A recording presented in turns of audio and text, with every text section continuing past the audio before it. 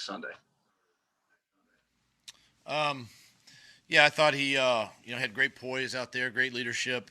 Played obviously physically tough, mentally tough. Made some really good throws down the stretch, especially in the second half when we kind of had to put a couple drives together. So um, played well. Played really well. Take care of the football. I mean, those are all things we talk about, and he's able to do that. Plus lead the team into the end zone. Um, I'll probably have a decision for you, tomorrow on next week. Try to get through this game first. Go ahead, Jeff, and then Zangaro. Doug, what went into your decision to have Zach Ertz as the placeholder, and did you consider going for two there instead? Zach Ertz is our backup holder, and we practice with him during the week. He gets snaps. It was unfortunate. Rick put a bad snap back there, and it was on the ground, and Zach did the best he could right there, to put the ball down. After that particular play, my consideration to go for two went up just a little bit more.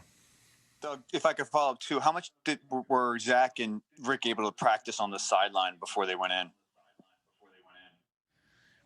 You know what? I got with Coach Phipp to ask them, to get some. I don't know how many snaps they got, but I never did see them because I was into the game obviously, and on the defensive side, I was just so I can't answer the question. I didn't see it. Steve and John McMullen. Hey, Doug, I know you see Jalen in practice and you have every day for a while now, but are there things that you just don't know about a player until he's in these game situations? And what have you learned about Jalen in the last 2 weeks? Yeah. You never really know much about guys until they play, I think what he's done, what he's capable of doing. Obviously, he's a motivated athlete, motivated quarterback. He's driven, and that's a good thing because he's a self-starter. Great leadership ability, obviously, and plays, as I said, he plays tough mentally and physically, and you saw today how well he could throw, from the pocket and then obviously outside the pocket. So. He's doing a good job. I would say that there's still room to grow. Obviously, just learning the details and of our game, and he can get better there. But gave us an opportunity to win today. John and then Tim McManus.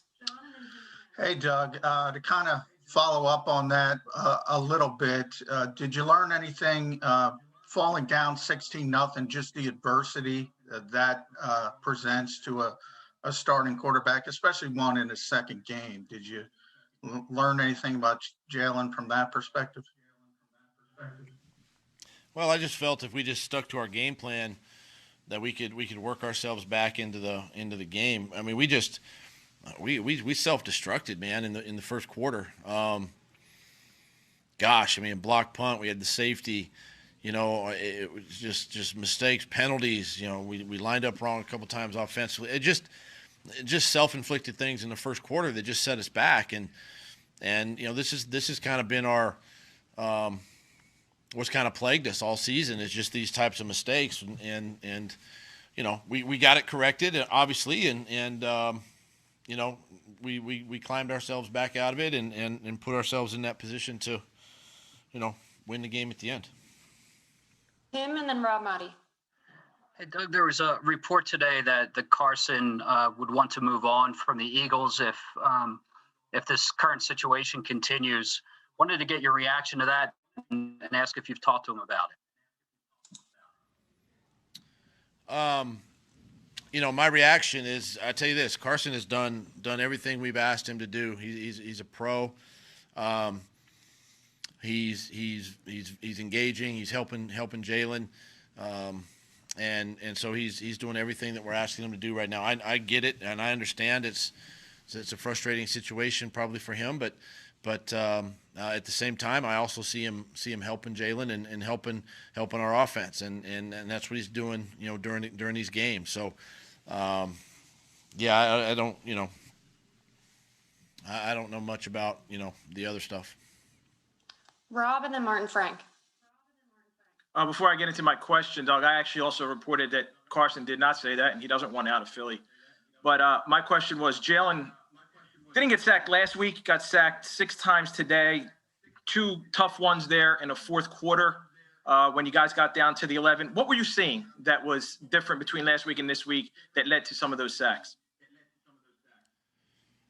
Well, I mean, listen, they had a chance to watch Jalen from last week, right? They had some film on him and change their pass rush lanes and do some things a little bit differently. They pressured a little more with 5 guys, and so we had more one-on-one matchups up front, and just a couple times we just got beat, and that's going to happen, and we'll learn from it, move on. Martin and then Zach Berman.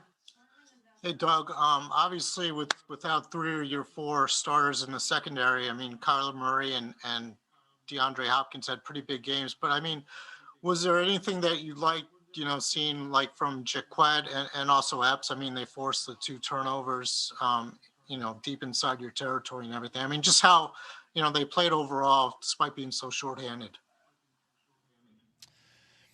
I'll tell you something, my hat's off to these guys. Put in a tough situation against a really good football team with great skill and ability, as they do. Arizona does, on offense, and they battled their tails off. And these are guys that they're going up against that are these guys are solid NFL players. DeAndre Hopkins, Kyler Murray, I mean, Christian Kirk. The guys have really good skill, and I thought our guys battled, and gave us some opportunities there. I mean, we created some turnovers, some takeaways, and again, my hat is off to these guys for what they did, and it's just going to make them better. It's going to make us better, I think, moving forward, and having these young guys, play as much as they have. We have time for one more, so we'll end it here with Zach. Hey, Doug, this is your 9th loss of the season. You haven't had that since 2016. I know I know you're caught up in the week-to-week nature of it and adjusting to the offense with Jalen. But what's your perspective about how the season has turned out at this point? Well, Zach, it's not where we want to be. We start out the season with a lot of expectations, high expectations and hopes and aspirations and goals to, put ourselves in a position to win the NFC East at the beginning of the year and play for a playoff spot, and it just hasn't happened. And it's been disappointing there, and we've had our share of injury obviously this season, and the mistakes that keep sort of compiling each week. I mean, these are things that I've got to look at and get corrected, and that falls on me to do that, and that's why it's disappointing, personally from my standpoint. I know the guys are disappointed, and because they see how hard they work and how hard, the amount of time they put in during the week to play these games, and you saw it again today. There's no quit. There's no,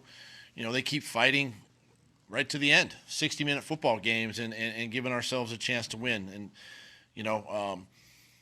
my message to the team after the game is still that. We still have, we have 2 football games left, and anything is possible, and we got to continue to work, and that's what we're going to do.